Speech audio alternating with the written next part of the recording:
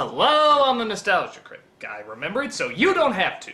Sarah Palin is stupid. There, I got my Sarah Palin joke out of the way. Let's talk about Alaska.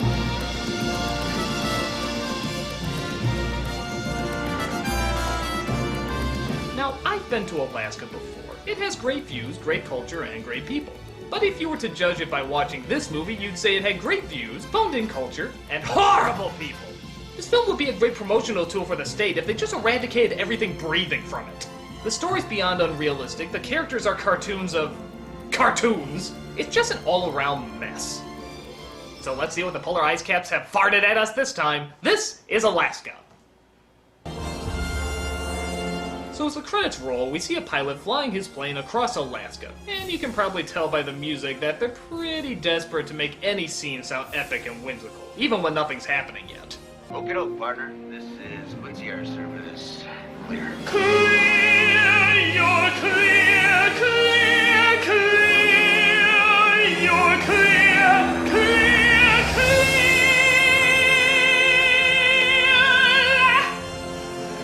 clear. Clear. And of course, we get our first look at our cuddly little co-star. Aww. Oh, polar bears are so cute, aren't they? The way the music makes them sound, they just seem so innocent and cuddly. Oh God, Jesus, they're savages! Oh Jesus Christ, they're horrible beings! What demonic creatures could possibly... Oh, isn't that adorable? They just want to play in the ice. That's the most lovey-dovey... Oh, what about the killers? They're psychotic killers! They'll stop at nothing until they eat your... Oh, look at the poochie-woochie little coochie! Oh, Mary! But it turns out the nasty, evil poacher wants to hunt the adorable, cuddly little... Ah! He's played by Charlton. Nope, I'm not making a Planet of the Apes joke in this review, Heston. Magnificent creature, the polar bear. Nature's perfect carnivore. Adapted to the most hostile climate on Earth. Oh boy, looks like we have another killer/poet on our hands. These are the a-holes that can never just pull the trigger. They always have to make a great big speech before they do anything. Hell, he probably talks this way while looking through the adults section at a video store. Magnificent film, Booby Slut Horse 28, adapted to even the most hostile, perverted wrinkle bags like myself. I'll pay with credit. Magnificent card, the Visa Platinum card. Feels like 10 or 20 grand to me. Just for skin. I love this gun. Your problem, Mr. Coons, is that you don't appreciate the finer things in life. That's true. He doesn't appreciate the finer things in life, like killing a good chunk of those finer things in life. So the mother is shot and the baby is kidnapped while we cut to one of our main characters of the film named Jesse, played by Thora Birch. Oh my God, I'm late. Late for what? I'm expanding this. Hey! Watch it, Jesse! Sorry. That girl's always in a hurry. I've heard of dumber things to find whimsical.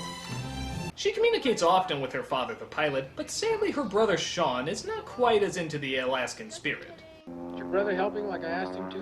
That's a big negative, Niner Tango. Where is he? You know, just being that Alaskan mountain man we know and love. Wow. Who went down on who to get this game in this movie? I mean, this game wasn't even popular when... ever! So he hangs out in a store with the owner and his pet eagle, where he often asks if there's any messages from his old home in Chicago. Can you just sort out any mail from Chicago? He was there, you know. The Great Fires of 1935 up the Yukon River. Just asking for the mail. I was a very young man hunting alone. The forest fire jumped a ridge. I see a letter from Des Plaines there. Then I looked up. And through the smoke I saw an eagle. Does he deliver mail faster than you? Something said to me, trust the eagle. He flew through the smoke and I followed. You know what the eagle is also a symbol of? The post office. Give me my mail, you fucking old man! I just kept looking at the eagle. Until the sky cleared and the fire was behind me. And all this time I thought you were my Tornak. Tornak? My spirit guide.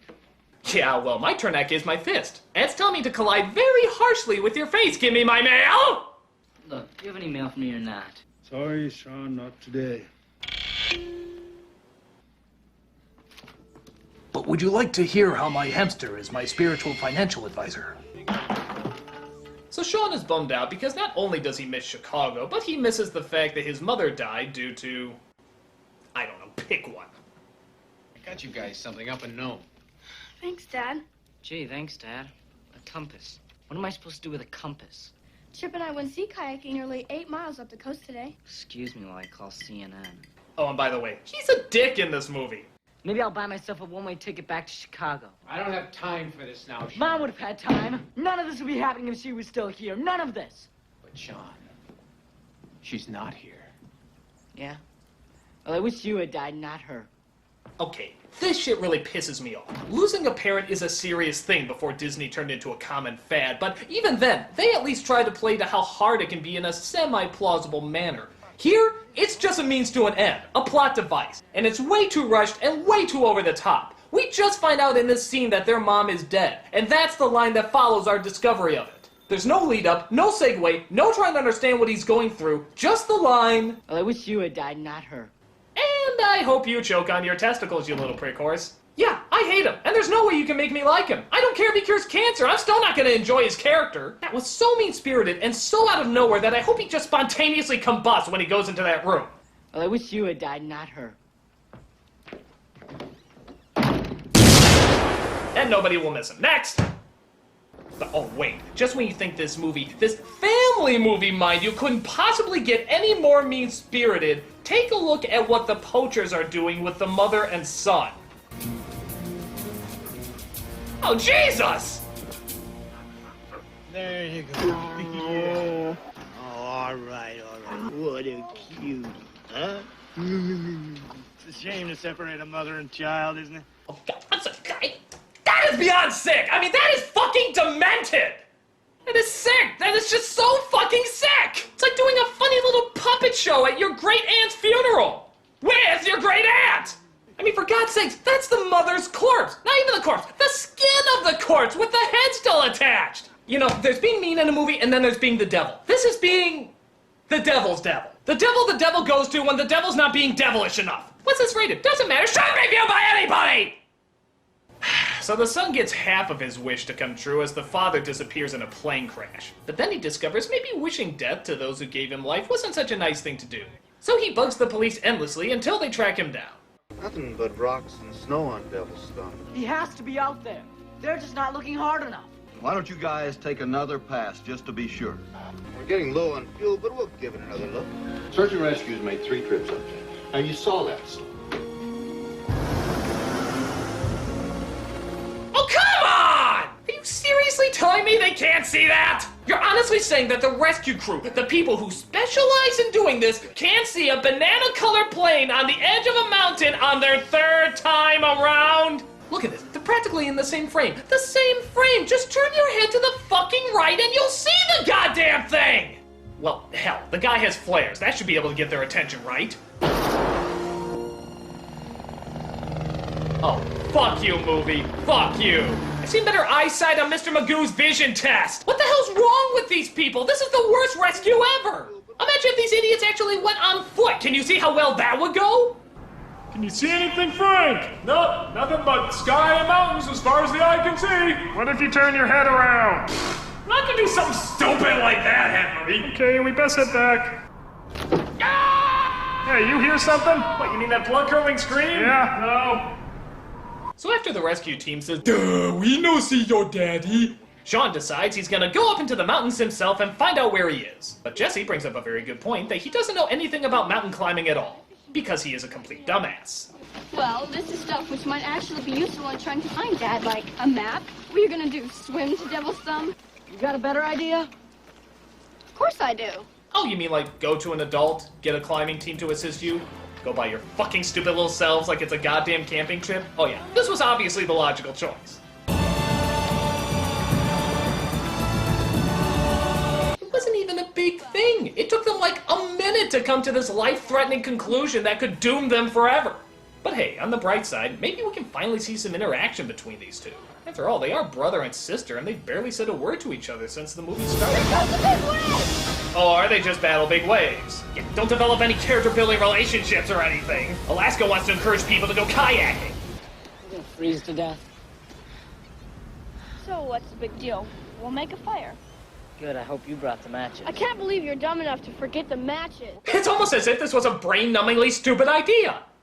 But what a coincidence! They just happened to come across the camping ground of the poachers, as well as the trapped baby polar bear. We can't just leave her here. That's her mother hanging back there. So they let her go and keep heading on their way, which makes Big Bad Heston mad. I don't think you understand me. Let me be clear. I'm accustomed to getting what I want. I want that bear. Yes, just like Officer Javert in Les Miserables, Lieutenant Gerard from The Fugitive, or Captain Ahab from Moby Dick, Charlton Heston is obsessed with capturing a cute, cuddly little polar bear. And his character is so deep and so complex that I can talk for hours about why he obsesses over his capture. Because he can say the word bear really cool. Bear. Bear.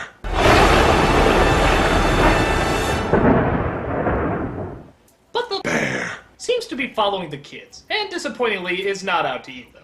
But then Heston comes along, and the bear, for being a little baby, really seems to know how to stand still and be quiet when the villains are around. My, Grandma. What big teeth you got. Your dog? A bear bit it. A bear. Bear. Right before my dad shot him. Did that shut a bear for biting his pan? For interrupting his dinner. So while they don't necessarily believe the kid's story, they also don't believe that they're stealing the bear for themselves either. So they decide to leave them alone.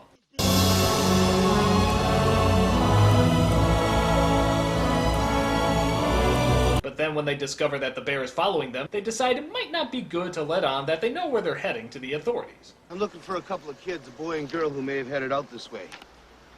Have you seen them? They were brought up on MTV and video games. They know nothing of the real world. They can't conceive of the true brutality of nature.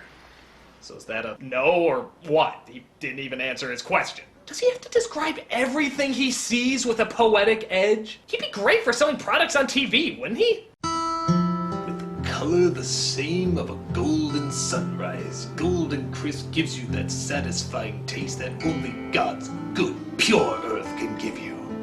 Plus, it's represented by a bear.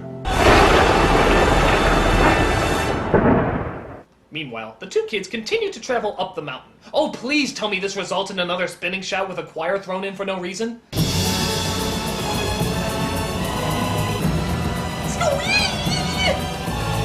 But then Sean falls down the mountain and bumps his head on a rock, resulting in a half-assed dream sequence.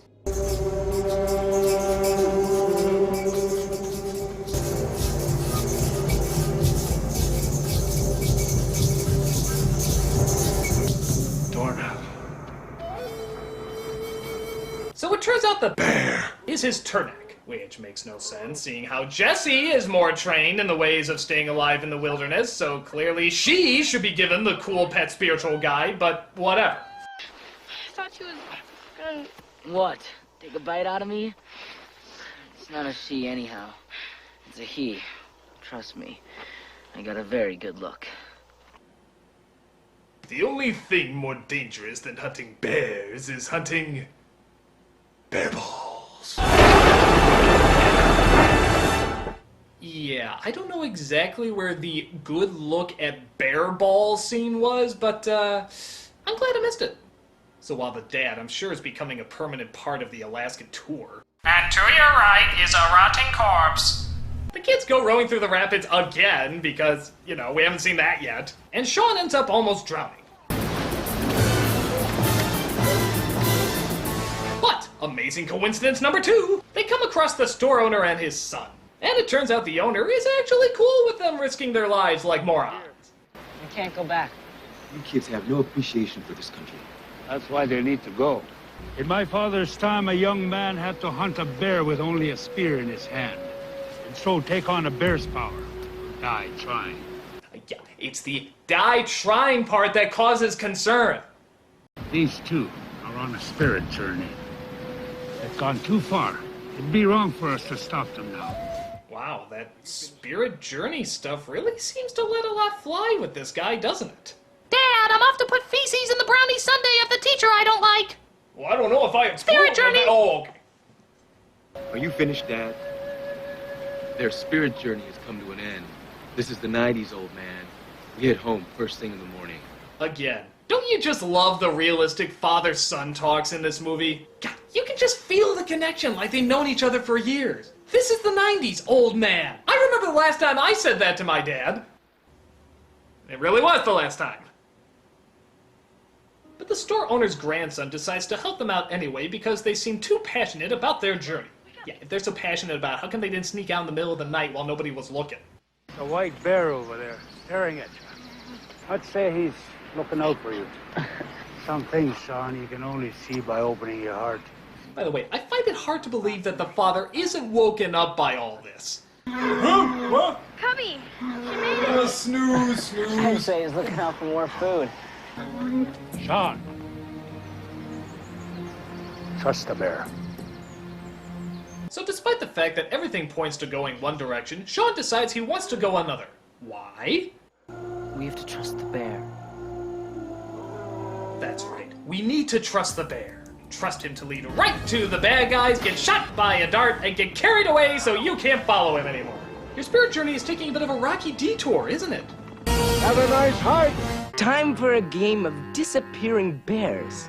Shut it down! The bear starts to wake up and begins fighting them off, which leads to a pretty humorous way in how these guys get beaten. Just when the bear's about to be shot, he bites the knee, which forces him to shoot the guy, which forces him to shoot the helicopter, which forces the controls to explode, that worried the cat who ate the rat that lived in the house that Jack built. Now give kudos, that's a funny way to go. Damn it! Oh, I shot myself in the foot like a Michael Moore interview. Dad! He's alive! So the kids finally find the father and attempt to pull him up. Unfortunately, though, him and Sean are too heavy for Jesse to hold on to. What are they possibly gonna do? I can't hold!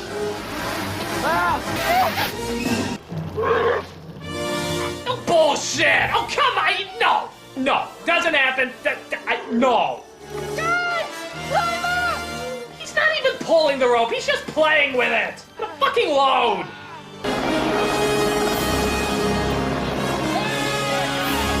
You guys ain't gonna believe this. It's them! Jake and the kids! Sean and Jesse found him! They rescued him! Yeah, okay, I think we all know what the news story is gonna read the next day. Professional rescue team searches 3 times in helicopter and doesn't find giant yellow-colored plane. 2 little kids on foot go once and find him without any aviation help whatsoever. I don't think Alaskan Authority looks very good in this movie. So that's Alaska, and boy, is it a real piece of work.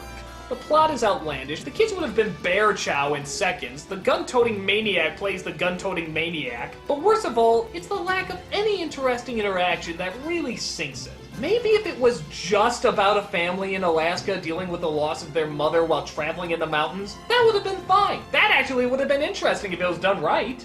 But they make no attempts to have these people talk to each other like they're family at all. The brother and sister almost never speak, the mean-spirited boy is just way too rotten. The father is forgettably bland, and they never take the time to show how what they're going through is affecting them. It's just set up for standard boring action scenes. Yeah, Alaska looks nice, but it's not worth sitting through this rotten story to see it. All I gotta say is, I want that bear. To do this to this movie! Oh, Mary! I'm a nostalgia critic, I remember it so you don't have to.